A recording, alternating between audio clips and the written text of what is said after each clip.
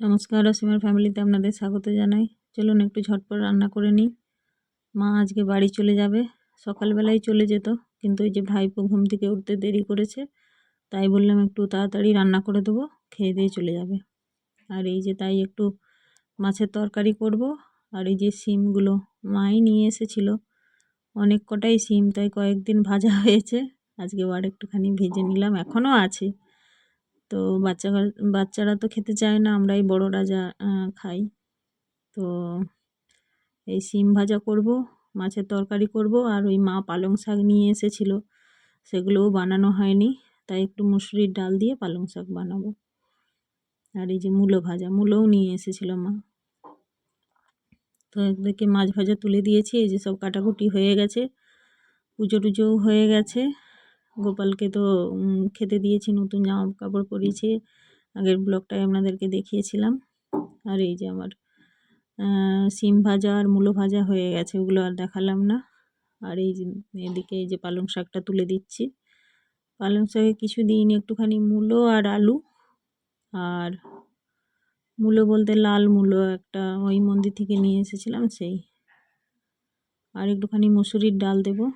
মুসুরির ডাল দিয়ে খুব ভালো লাগে, আর যেহেতু একদম বাড়ির টাটকা একদম নরম পালং, তো আরও ভালো লাগবে। তো যাই হোক, কদিন এসেছিল মা ভাইপো, ভালো লাগছিল, এখানে ওখানে যাচ্ছিলাম, তো চলে যাবে, মনটাও খারাপ লাগছে, সকালেই চলে যেত অ্যাকচুয়ালি। তো ভাইপো ঘুম থেকে উঠতে, শীত পড়েছে না, ভীষণ ঠান্ডা, তো ও উঠতে চাইছিল না, ও বলল যে পরে যাব। তা পরে বলতে তো লেটই হয়ে গেল। তো আমি বললাম তাহলে দুটো অল্প করে রান্না করে দিই, তাড়াতাড়ি করে খেয়ে দিয়ে চলে যাবে।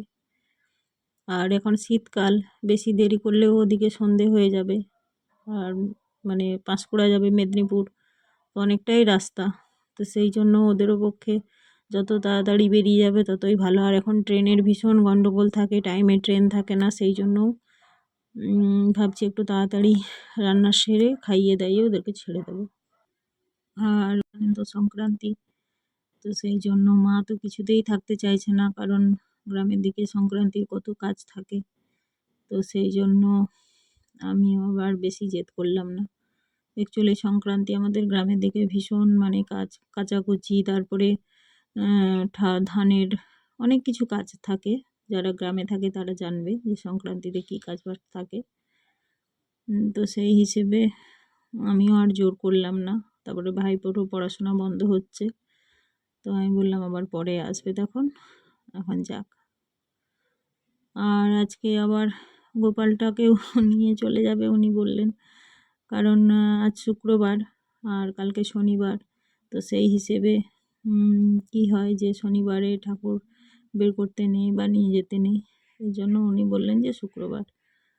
তো যাই হোক, আমার ভিডিওগুলো দিতে দিতে অনেক লেটও হয়ে যাচ্ছে, দেরিও হয়ে যাচ্ছে, আর এত ঠান্ডা পড়েছে, কি বলবো, মানে সব কাজ দেরিতেই হচ্ছে। তো যাই হোক, যার ঠাকুর সে তো নিয়ে চলে যাবে, ঠাকুর তো সবার ঘরে আছে, সবার মধ্যেই আছে, তো সেটা নিয়ে অসুবিধা নেই, কিন্তু বাড়িতে ছিল, তো খুব ভালো লাগছিল, যেই চলে যাবে শুনেছি মনটা খারাপ লাগছে। আর আজকেই মা আর ভাইপোও চলে যাবে, তো সেই জন্য আরও বেশি একটু খারাপ লাগছে। তো যাই হোক, কিছু করার নেই, উনি তো দিয়ে গেছিলেন, উনি তো নিয়েই যেতেন, আর মা ভাইপো এসেছিলো, ওরাও তো বাড়ি যাবে, তো সেই জন্য কিছু করারও নেই, যাক। তারপরে আমার বাপের বাড়ির ওই দিকটায় ভীষণ ঠান্ডা, কদিন ছুটি ছিল, আমার ছেলে বলছিল যে চলো মা, ভীষণ ঠান্ডা, ভীষণ মানে প্রচুর, একদম আমাদের তো আমি একটা ব্লগে শেয়ার করেছিলাম, আমার বাপের বাড়ি একদম মাঠের ধারে, তারপর থেকেই মাঠ শুরু, আর ফাঁকা মাঠ, তো প্রচুর হাওয়া দেয়।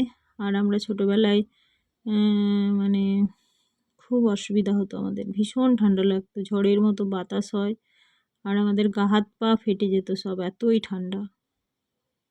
তো সেই জন্য আমি বললাম যে ঠান্ডায় একদম নয়, আর ঠান্ডায় এক বজা করে জামা কাপড় বয়ে নিয়ে যেতে হয়, ঠান্ডা কাটুক তারপরে যাব।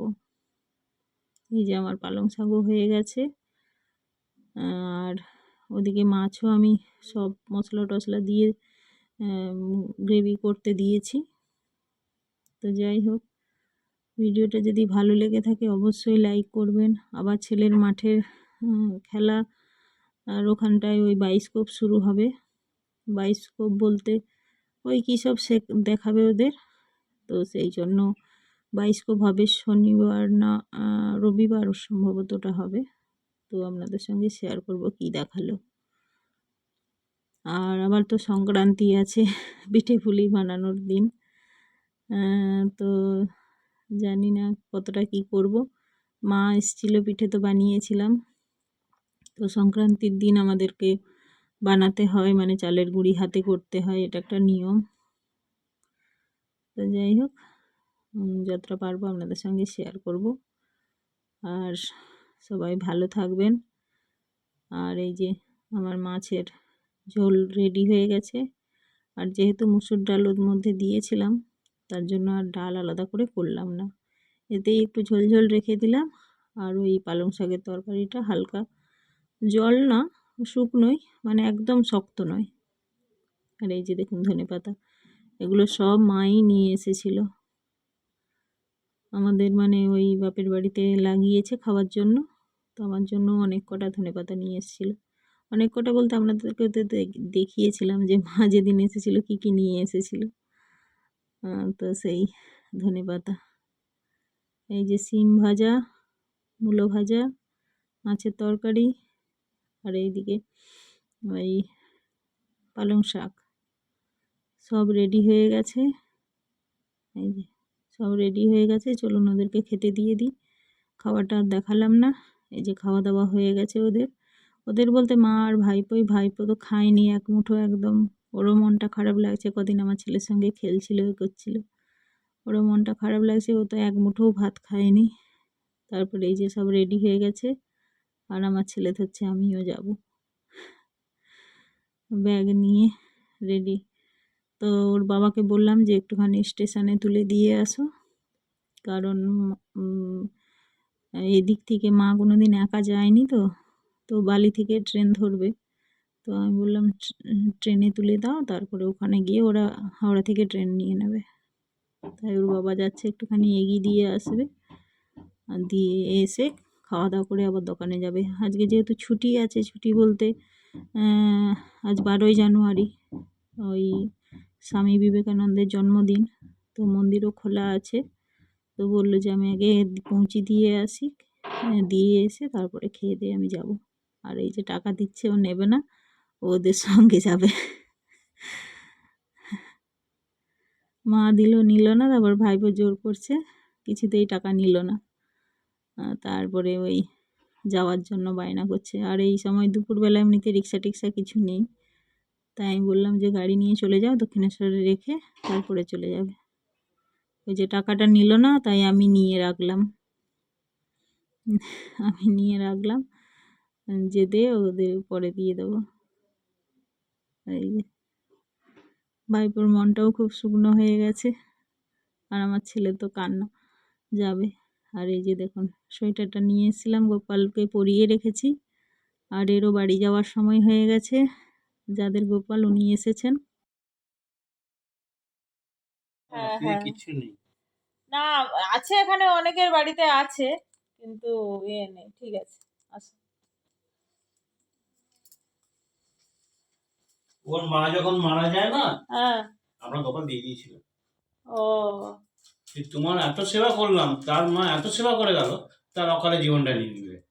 37 বছর বয়স, সরি, সবই দিয়ে দিয়েছি। এবার আমার সারা এসে সব ঠাকুর ঠাকুর তুলে দিয়েছি, যদি দিস একটা ঠাকুরকে দিবি কি করবি, পুজো না করলে কিছু হয় না। একটা ঠাকুর পুজোর মেয়ে বললো আমাদের গোপাল দিয়ে দাও।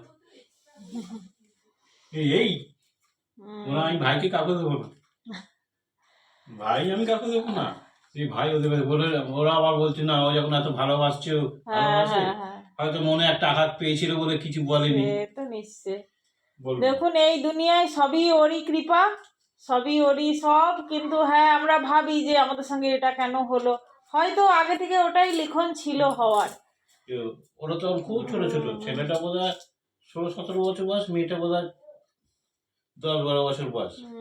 এই 4-5 বছরের ভাই বোনের ডিস্টেন্স ডিফারেন্স। তো ওরা খুব কষ্ট পেয়েছিল। সে তো হবে, মা কি জিনিস আমি খুলে দিচ্ছি। এই যে উনি এসেছেন, ওনাকে দিয়ে দিলাম। সন্ধে টন্ধে হয়ে গেছে, সন্ধেও দিয়ে দিয়েছিলাম, সন্ধে ভোগও লাগিয়ে দিয়েছিলাম। তো উনি এসে নিয়ে যাচ্ছে। তো আরও মনটা খারাপ লাগছে, আর এমনি মাটা চলে গেছে, সব আরও ভালো লাগছিল না।